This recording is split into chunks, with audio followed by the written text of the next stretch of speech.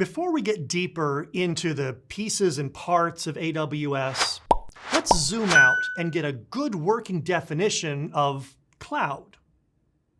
Cloud computing is the on-demand delivery of IT resources over the internet with pay-as-you-go pricing. So let's break this down. On-demand delivery indicates that AWS has the resources you need when you need them. And you don't need to tell us in advance that you're going to need them. Suddenly you find yourself needing 300 virtual servers? Well, just a few clicks and launch them.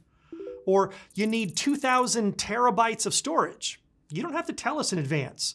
Just start using the storage you need when you need it. Don't need them anymore, just as quickly you can return them and stop paying immediately. That kind of flexibility is just not possible when you're managing your own data centers. The idea of IT resources is actually a big part of the AWS philosophy. We often get asked why AWS has so many products. And the answer is really simple: because businesses need them. If there are IT elements that are common across a number of businesses, then this is not a differentiator. Take a MySQL database as an example.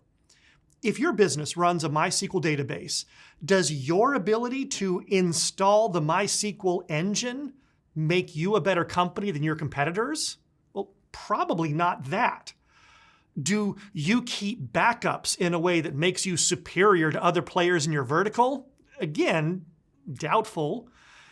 The data inside your database, now that's critically different. The way you build your tables and manage the structures absolutely separates you from the competition. But the engine is just the engine. At AWS, we call that the undifferentiated heavy lifting of IT. Tasks that are common, often repetitive, and ultimately time-consuming. These are the tasks AWS wants to help you with, so you can focus on what makes you unique. Over the internet seems simple enough, but it implies that you can access those resources using a secure web page console or programmatically. No additional contracts or sales calls are needed. With pay-as-you-go pricing, we re-emphasize what we pointed out here in the coffee shop. You don't staff a shop with employees 24 hours a day at the same levels you do during peak hours. In fact, some hours you might not even staff them at all. So why pay for developer environments, for example, on weekends if your developers aren't working on the weekends?